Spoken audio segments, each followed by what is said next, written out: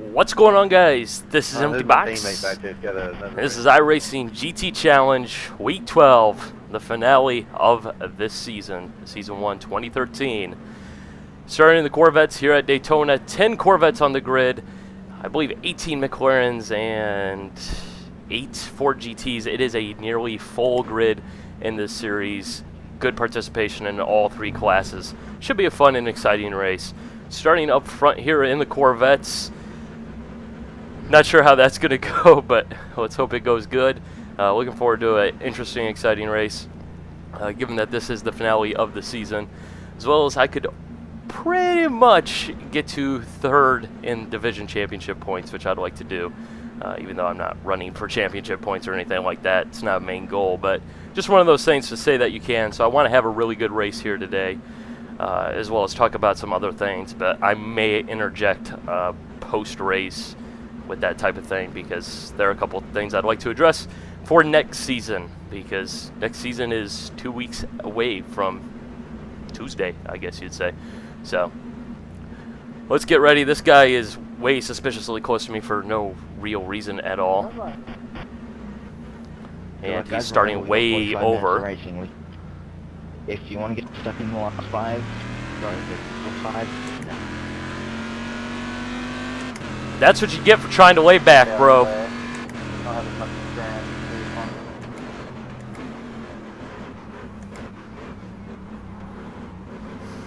I just experienced I run an hour and 20-minute long race. And no brakes were used or anything like that. That was not a dirty move or anything. Knew what that guy was doing, so I just decided not to force the issue. Just lay back, take it nice and slow. Once that pace car is in, if you're not familiar with the starting within iRacing, when you're up front, once the pace car goes in, you are clear to go. You don't have to worry about getting a black flag or anything like that. So just going to try and establish a pace, try and open up a gap, because I kind of have a love-hate relationship with Daytona here.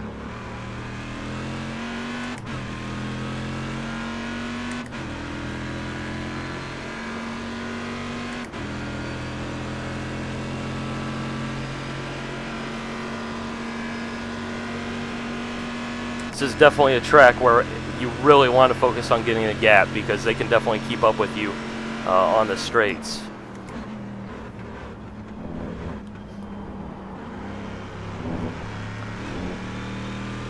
Right there, the bus stop, that's going to be one of the most difficult corners on the course. Very unforgiving in terms of incident points, as well as just general getting the slowdown penalties if you just take too much, which is really easy to do.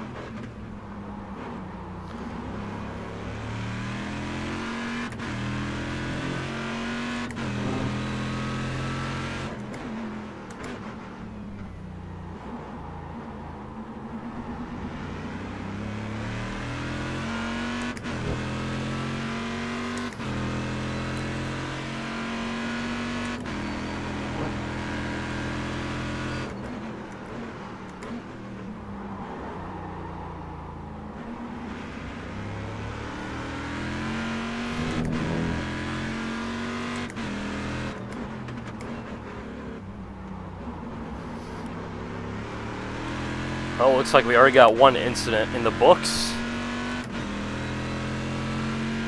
It looks like I have acquired a frickin' rocket.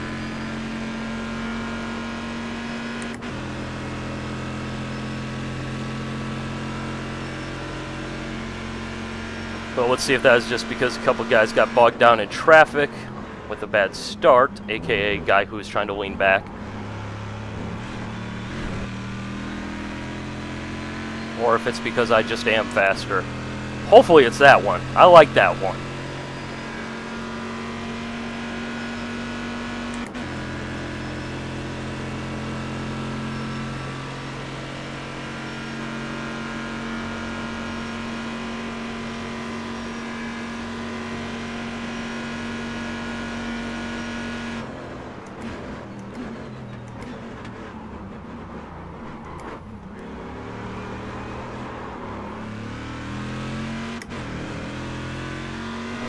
car is not easy to drive here, that is for sure. It really does come down to who can run the loosest setup, if you ask me, around here. Because this isn't a difficult course, and obviously loose is fast, so if you can tame it, you can definitely go fast if you can keep it on the road, which hopefully I'll be able to do here.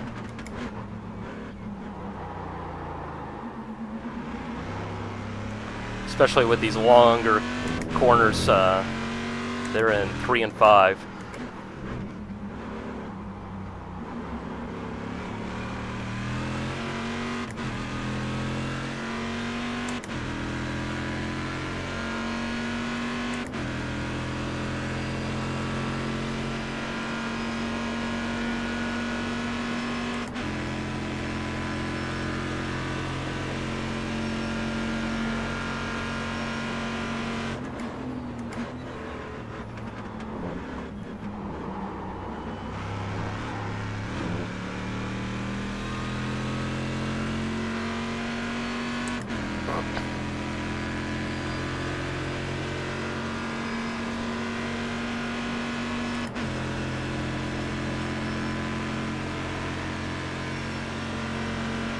Wow! We have got a serious load of cars down on pit road. I mean, serious.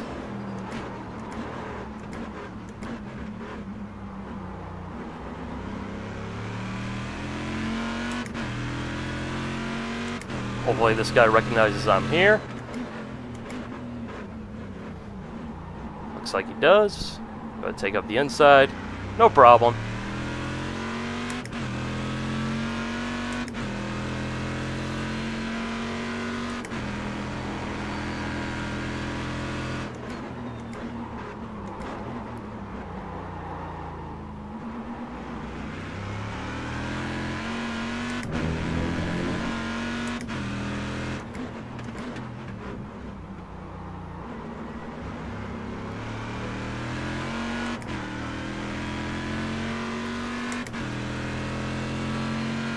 Well, yeah, you can win the race in turn 1.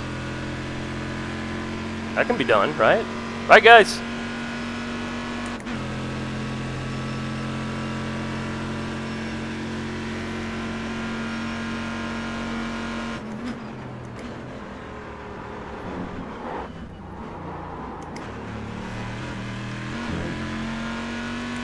Okay, I need to settle in.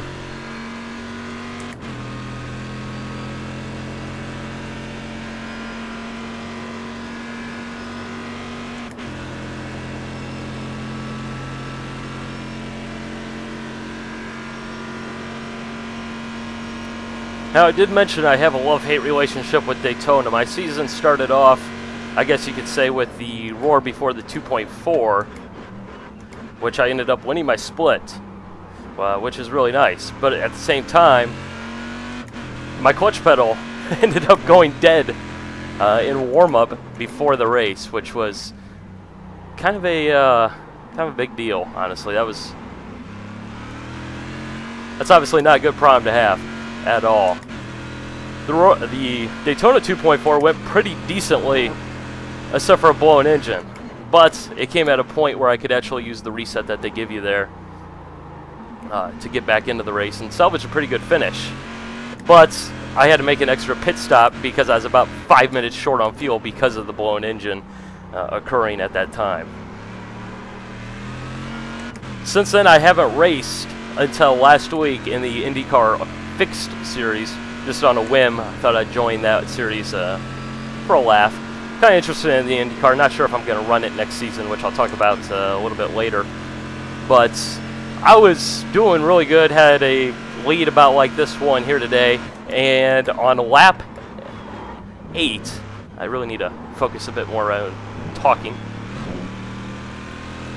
But on lap 8 of a 14-lap sprint race, this was in the Fixed Series, mind you, I was wrecked by a guy who was trying to let me pass him because he was going a lap down on lap 8. Just let that sink in. Just no excuses. He claimed he was going right, coming out of the kink so I could have the racing line, but problem is he already started moving left on the regular racing line, which You know, as a guy who primarily drives mixed class series, solar cars should always stick to their racing line unless it is made very obviously clear that the slower car is going to just give up the line and let the faster car take it. So, just a misunderstanding, miscommunication, but that was definitely painful to have that happen.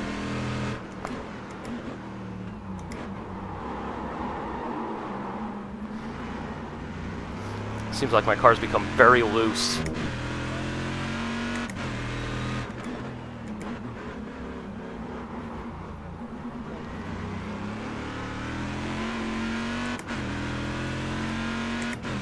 Gonna move the brakes a couple of clicks forward. See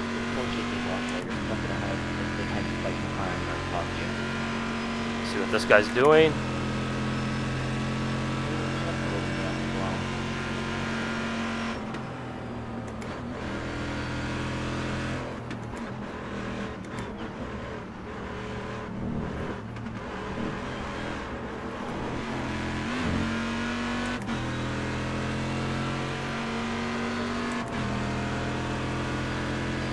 Just a little bit of a miscommunication there. Perhaps I wasn't clear enough which way I was going to end up trying to go by him, but I didn't think I was going to have room anyways, but I think he thought I was going to go for it. I'm trying to make it. I don't know. Got a lead. Don't need to force it. Losing time at this juncture isn't going to cost me the race. Okay, this is the second time I'm going to let you down. So I'm actually driving quite easily. Not really even having to push the car at this point. He's going, trying to get past me again, and I don't think you should be doing that.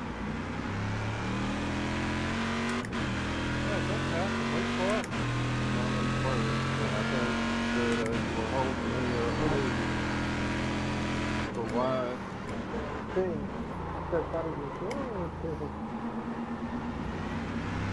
Well, yeah, whoever didn't know what to do couldn't drive, but I mean, I had people catch up to you. Yeah, people chasing me. Guess I'll I don't understand turn up that the logic. conversation and let the rage Well, you're flow. still gaining on the guy. It was like 3.5 seconds last lap. Ah, entendi. Nossa, o meu, na segunda curva ali, velho, o cara mergulhou lá dos cones, ele passou um cara e me acertou no meio da curva. Holy crap, can't understand you. Que é ruim pra caramba. Quit your jibber jabber. Dropping the hammer. Colin and Neville, well done.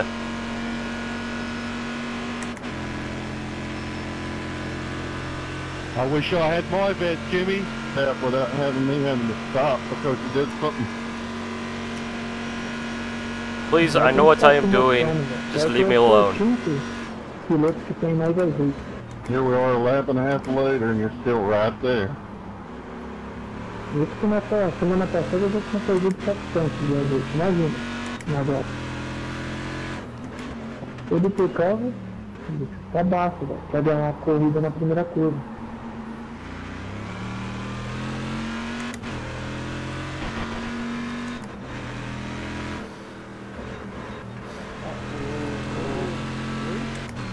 Yeah, looks like I'm going to be stuck behind this guy through here.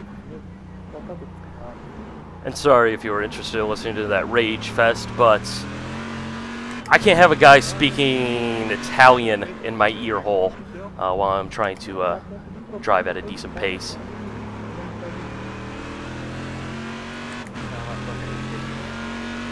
It's just not going to happen. In fact, even this is too loud, but you know what? Ultimate solution.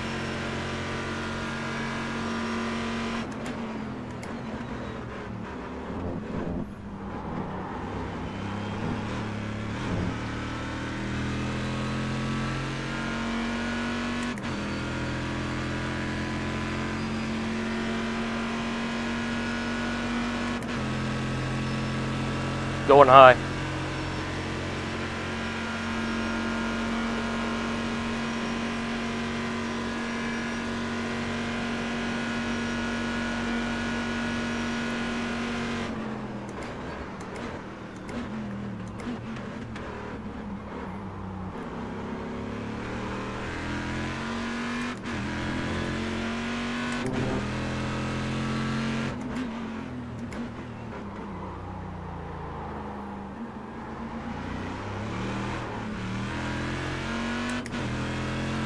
Looks like I should catch these guys going onto the banking.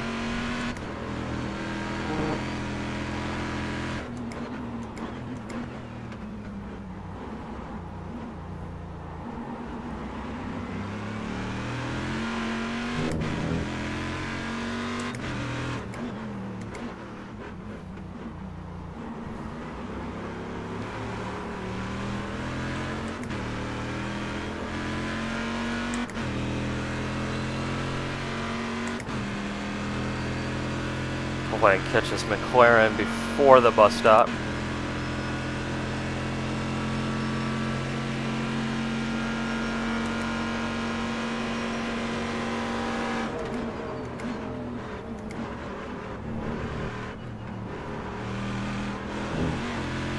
I always hate passing through there because that corner is so unforgiving in terms of incidents. Now, personally, I don't make a huge deal out of it myself. I'm sitting at like a 4.38 right now, and I mean, I know I'm more than safe enough to keep my A. Going to left through the tri-oval.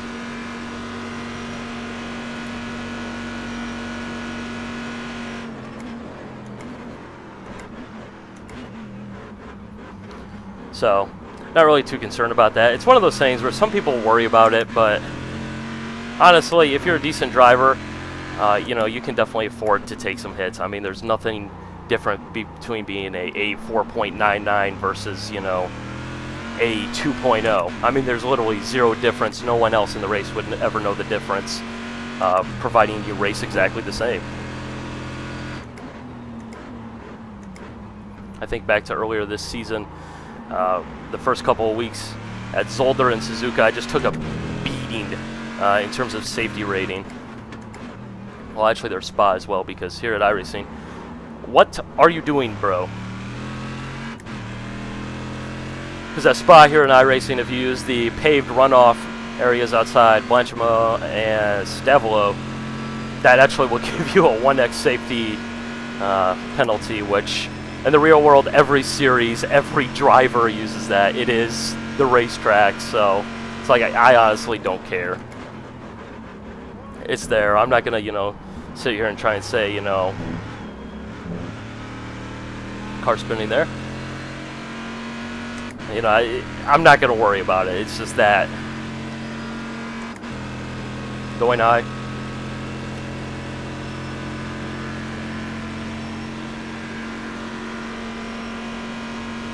You know, it's just not a big concern.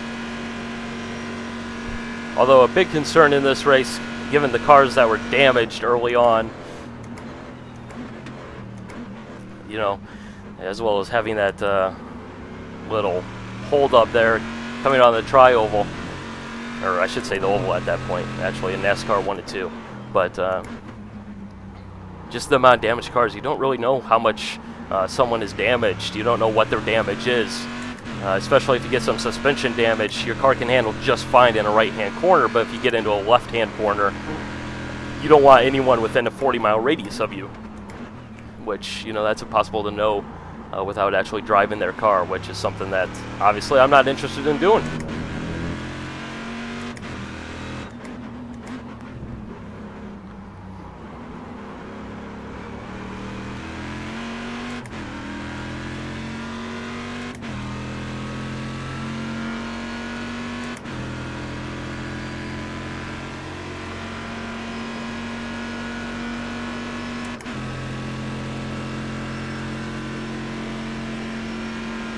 Looks like we're about 20 minutes through the race.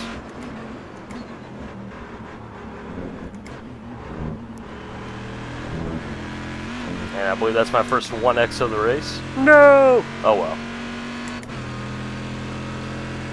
Probably going to catch these guys going through turn 2. That's something that I think as a mixed class driver you should always have going through your head.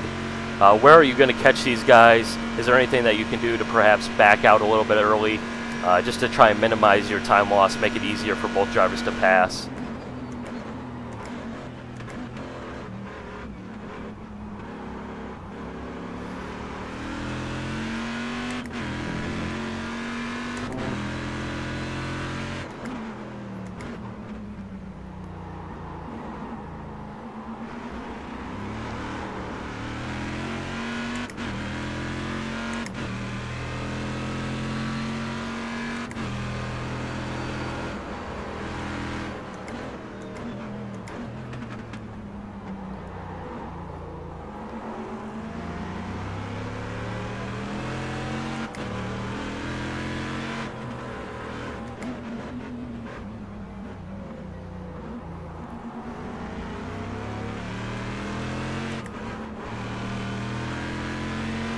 Again, no worry, no rush, no need to force the issue. I haven't really had to push my car yet this race, so given that I have a 6-second gap, I'm definitely not going to force anything unless that gap starts coming down substantially.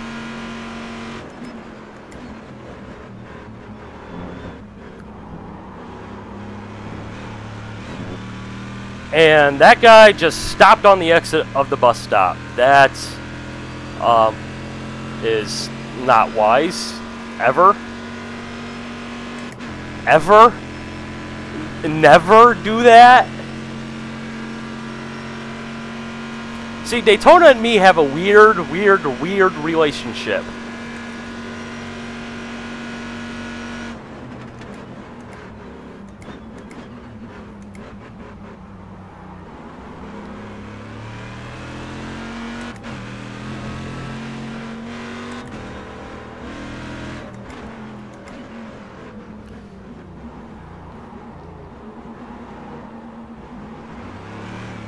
Really used triple screens there, didn't have any idea where he was.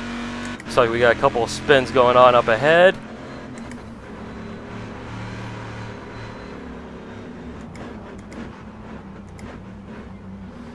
Looks like we got some shenanigans going on.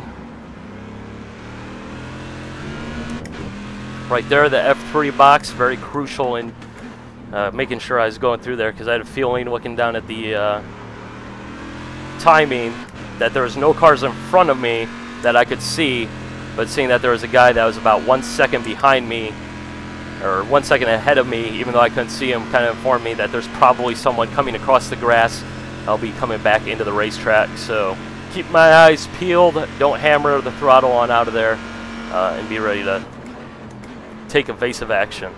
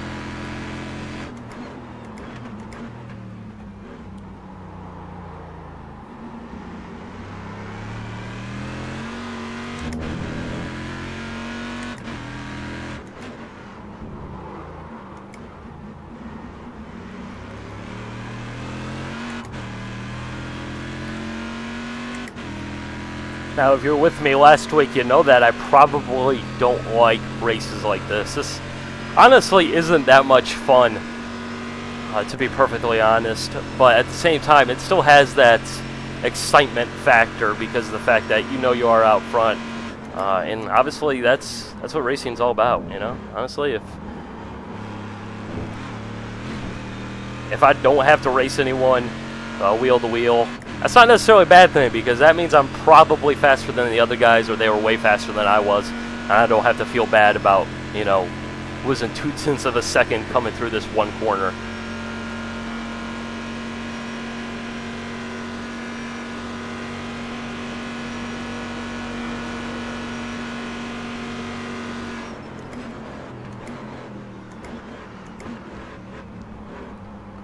Such as Motegi.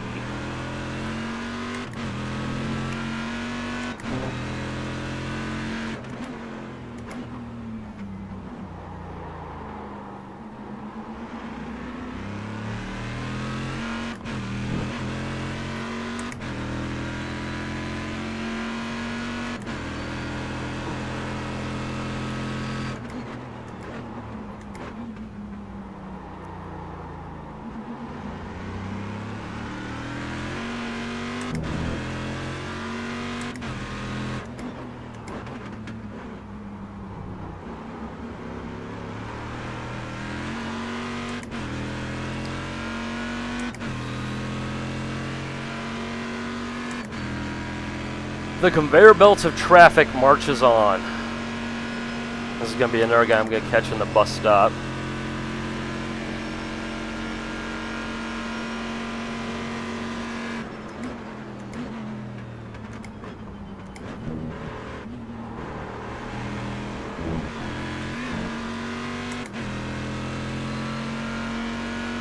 And there's another damaged car. Give him a little bit of a draft.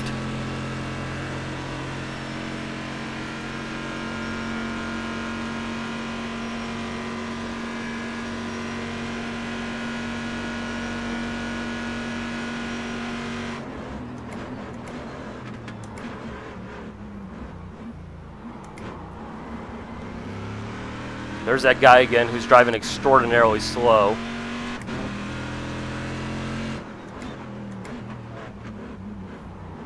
Kind of wish he had just simply put get off the frickin' track. But that's not for me to decide, so let's just hope it's not an issue.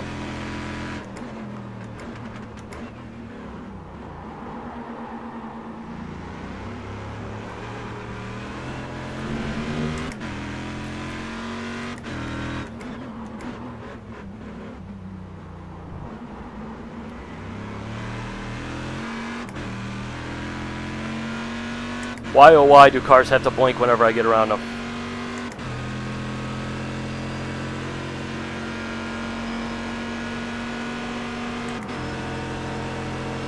Just gonna keep it on the white line.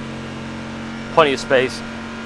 If you're not familiar with iRacing, or you're just not perhaps knowledgeable on this section, when they blink that basically indicates packet loss, I believe. Which usually if they're suffering from packet loss, that means their connection is kind of spotty.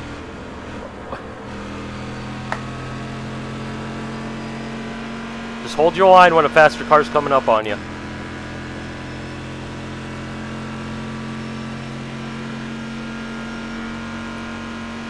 Usually it means they're suffering from packet loss, and that means that basically their connection is probably not the best, which usually means that they can be prone to netcode errors and everything. It's, you know, it's kind of one of those things where, you know, even though the netcode here in iRacing is really good, you know, you still have to be mindful that you are racing on the line with people from, you know, really all over the world. I mean, if you're racing a guy from Australia, for example, I always give them, you know, tons of room, because it's just simple fact. It's, you know, you can't change that. That's not something that iRacing can control. That's not something, you know, R Factor 2 can control, or, you know, Assetto Corsa, or, you know, any other sim out there. You know, the netcode will get better and better. In sims, the internet will get stronger and stronger, better bandwidth and everything, but, you know, until there's a major advancement, it's kind of something that you have to kind of deal with.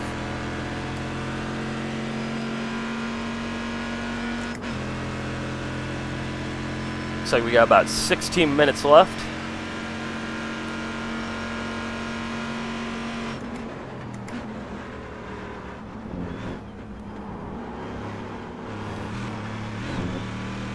Now, seeing how this is the end of the season, and this has been a little bit more of a chatty vid, I will say.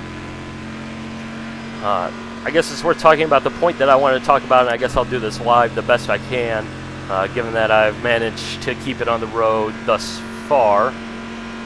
Anyways. So with the new build comes a bunch of new features, although that said, they're not necessarily all that impressive, but they are more of groundwork things. I'm not going to talk about them too terribly much. Need to use more brake there. Just trying to roll through the corners. Really working on trying to, you know, optimize my speed through the corners, because I think that's an area I could really work on. Always be wary of the guy who rejoins the track perpendicular. But they're not necessarily revolutionary features. I'm not going to talk about them too terribly much here, because that would require way too much brain power for already trying to focus and concentrate. But at the same time, they're largely painting related, which, you know, I do like to paint. I like to paint a lot, although I haven't painted for about 8 weeks or about 2 months. So it's been a long while, but I probably will get back into the flow of that every now and then. I'm very cyclical with my painting. So that's something I'm looking forward to, as well as there's really only one physics tweak, and that's a tire tweak, which should hopefully make things more progressive yet again, which, you know, honestly, after this season's build, you know, it definitely took a giant step forward this season, and if this tweak can make a change, I'm interested to see how that will play out, because again, you know, it's getting to that stage where the tire model isn't necessarily too terribly far off. There's just a couple of bugs and hitches and things like that, as well as the new sounds, which, you know, when the new build is released, I will definitely have a video featuring some of the new sounds, some of the new content. I'll definitely be trying out the Kia, doing a video for that. So if you're out there wondering if that's going to be a car that you want to get, I will have a video for it. Probably the day it releases. You know, I'll be coming out on a Tuesday, but you know, that way you can see the car before you buy it. Seeing we still don't have try before you buy, which honestly sucks. But one thing I am kind of enraged about is the scheduling once again, and this is kind of something where if you're an iRacing member, I'd like you guys to help out as well, because I think this is a huge deal. You know, last season we switched over to every series running daily participation, daily races, be it 1 hour, 2 hours, or 4 hours in between races, which was a great plus, especially coming from, you know, sometimes where you'd have a series that would run on, you know, Tuesday, Thursday, which was just a terrible time slot. It was terrible. A car was never going to have good participation then, you know, and silly stuff like that. But the 4-hour splits honestly need to go. This is something that I would encourage you to hop on the forums and make a big fuss about. Do it respectfully, be smart with it. Don't, you know, be silly or, you know, outlandish. Don't be a childish baby, but let them know that it doesn't work, because honestly, with the Prototype GT series, that's what I was looking forward to. That's the series I really want to run. That's the series that I love. I'm a sports car guy, but I honestly really can't, because as it's set up with 4-hour splits, you know, even though I live in the United States, it's not necessarily a huge deal for me. You know, it just kind of falls into a terrible time slot for me, where I can't really say I'm going to be there, you know, week in, week out and participate, unlike I've been able to do a GT Challenge here, as well as for the Europeans, which obviously, you know, sports car racing is huge in Europe, so you know, you really do have a multinational field in Prototype GT Challenge.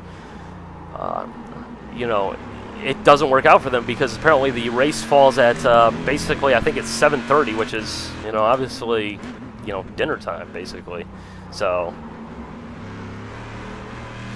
it's just a terrible time slot. It's affected participation. It's killed the series, honestly. It's done really well this season from the numbers compared to how it was previously on the old style schedule. But you know, please just go ahead and look for the relevant posts in the forum. And I'm going to slow up here in the bus stop. Wasn't sure if that guy was trying to let me go or drive. Sir, you really need to get off the track. You're going really slow.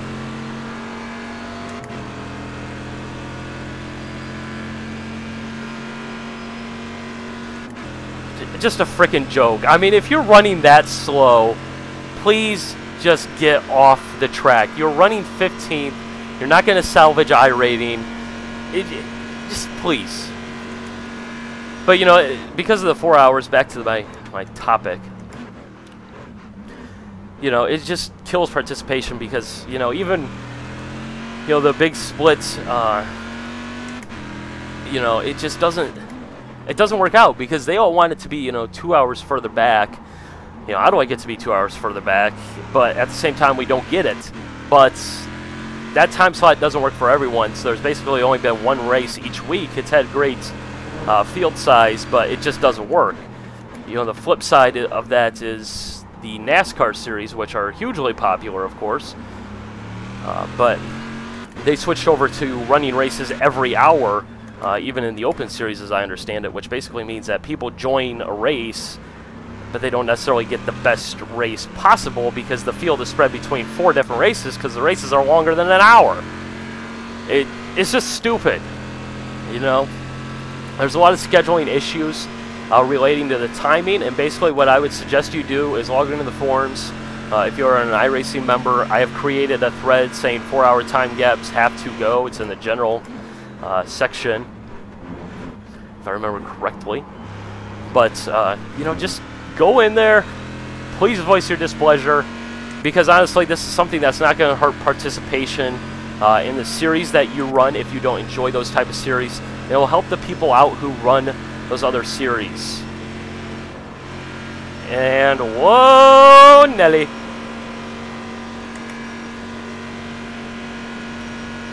So please do that, and I gotta be careful here.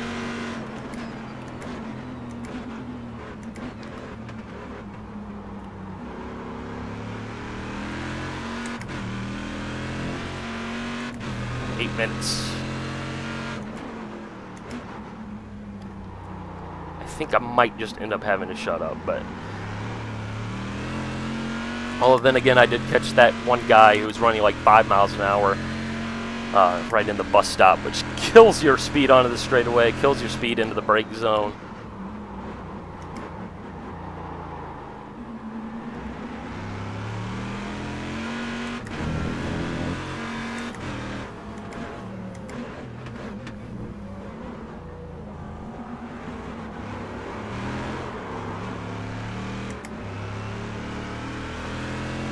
Okay, I really need to focus in now. I've done too much talking for this race. Sorry, I apologize, but it's money time, proverbially.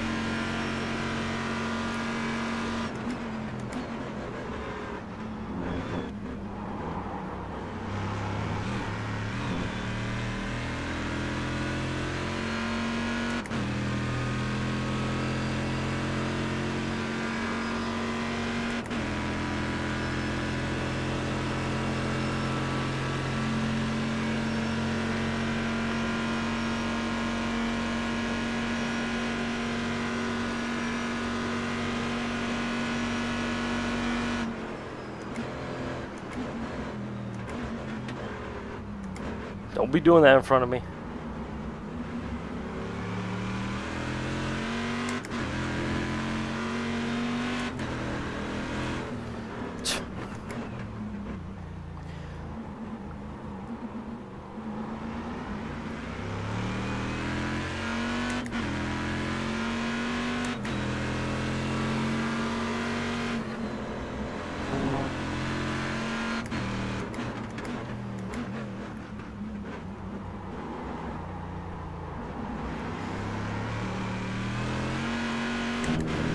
You know, it's one of those things where, you know, I honestly can't complain and say, you know, you did anything wrong there, because he honestly didn't, but at the same time, you know, there is heads-up driving, and I don't know. It's always a difficult situation. Driving the slower cars is honestly much more difficult than the faster cars, because you do have to be looking forward and you do have to be looking back. That's just the nature of the beast.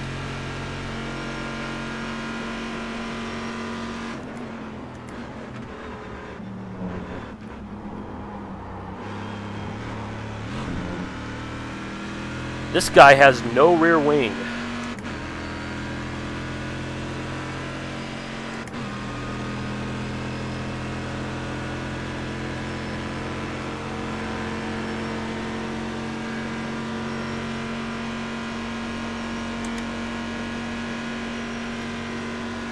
Five minutes.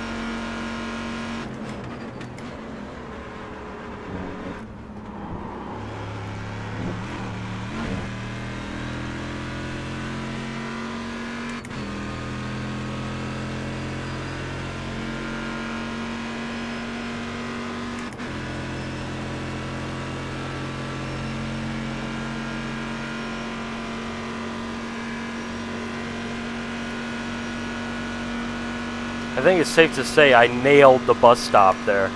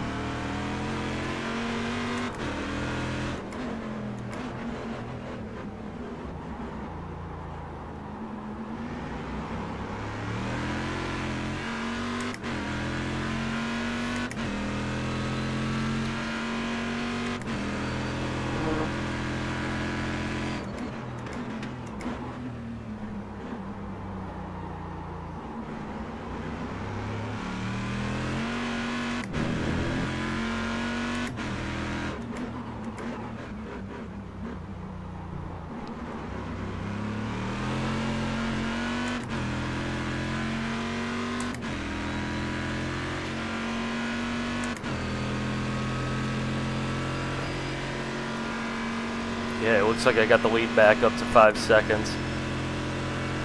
Like I said, I haven't really had to push this race, so...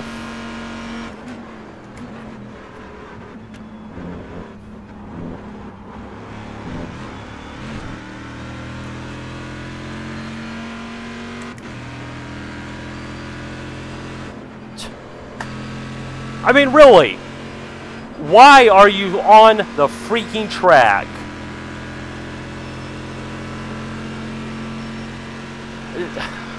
It's just a freaking joke. He's doing 100 miles an hour through NASCAR 4. I mean, are...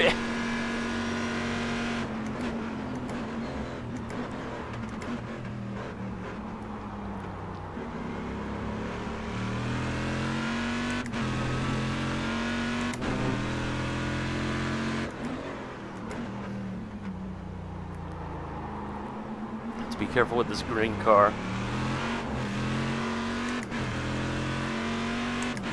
This is the guy who decided to drive right down the middle of the road.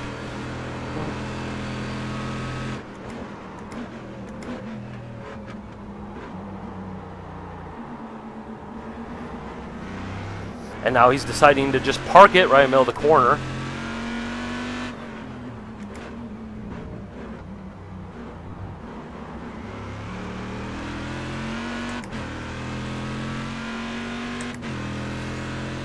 Oh man. Sometimes mixed class racing raises my blood pressure.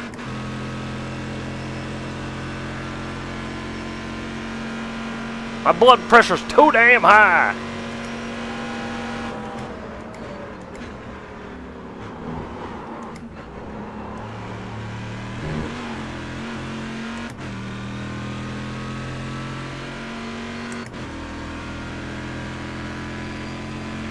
Did he just say I have 2 laps of fuel left? Oh, God.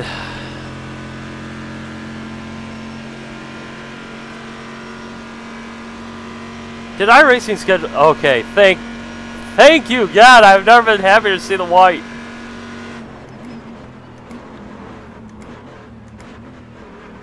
I remember they did that in the original Prototype GT Challenge series. At one of the tracks, you could actually make it with with no stop, and it was just a total joke. Nobody liked it. It wasn't fun.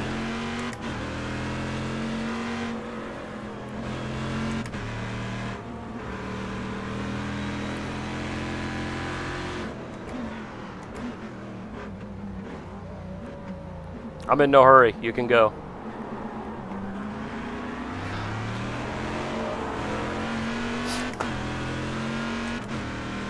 I think it should have been pretty clear that I was not trying to push that guy out the way. I was just going to let him go through here. I wasn't in any hurry, but now suddenly, frickin'... Honestly, it was probably my fault. I should have just gone through there, but...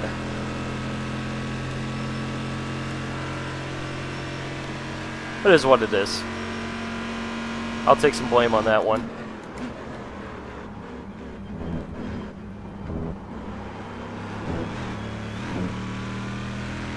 Oh, you gotta be kidding me, man.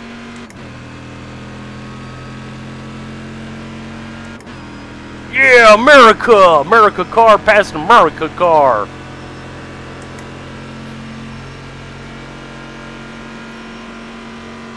Yeah, America 1-2 to the line. Yeah, fireworks and explosions.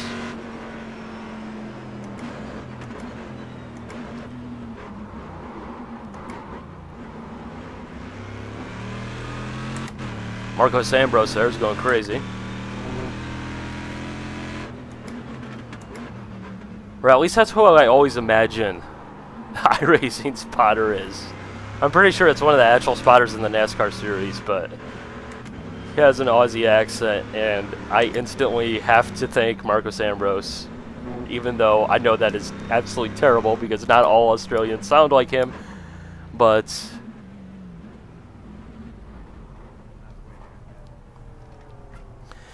it is what it is. So that's that. Third win in the final race of the season. Really fun season. Really exciting racing series, honestly. But like I said, go on the forums, post about that 4-hour time gap, because honestly, this is something that should not be happening. It does not increase participation. It just, excuse me, hurts every series that runs it, because honestly, who wants to wait 4 hours for a 1 hour long race? There's no logic in that. 2 hours is the way to go. So that said, I don't have a clue what series I'm going to run next week, or I should say next season, because I would like to continue this type of series, and I think a lot of you guys out there do enjoy this type of longer racing, where you can really see what iRacing is all about. So I don't know what I'm going to be doing for next season, because, like I said, GT Challenge even was somewhat of a draw right out of the hat. But next week brings on some Week 13 fun, which means that maybe some street stock rookie Week 13shoutcasting, maybe? Aight, bye.